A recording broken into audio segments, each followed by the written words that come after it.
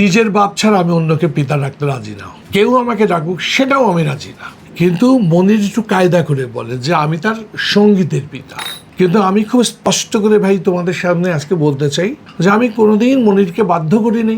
একজন মানুষ মন থেকে যদি আমাকে সম্মান করতে চায়, যদি ভক্তি করে, হয়তো আমার ভিতরে তেমন কিছু পেয়েছে, নাহলে কেউ কাউকে ডাকে, কেউ কেউকে বলে, নিশ্চয়ই এমন কিছু পেয়েছে। কিন্তু আমি সকলের সামনে খুব অকপট স্বীকার করছি, আমি কোনোদিন মনিরকে বাধ্য করিনি যে ভাই তুমি আমার এরকম সম্মান করবা।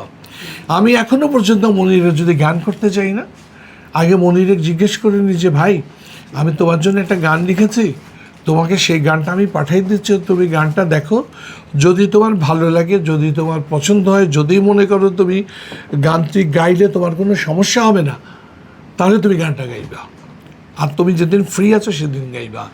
আমি কোনো দিন তাকে প্রেশার ক্রিয়েট করি না, এই তুমি স্টুডিওতে আসো, এই গান গেয়ে যাও, অমুক করো তমুক করো, আমি কোনো দিন করি না। তো সেই কারণে হয়তো মনির বোঝে যে আমি ওকে, আমার সৃষ্টি তো আল্লাহর হাতের, গানটা আমার হাত দিয়ে হয়েছে দেখে হয়তো মনির এটা ওর দৃষ্টিকোণ থেকে হয়তো ঠিক আছে, আমিও সেটা সমর্থন করছি।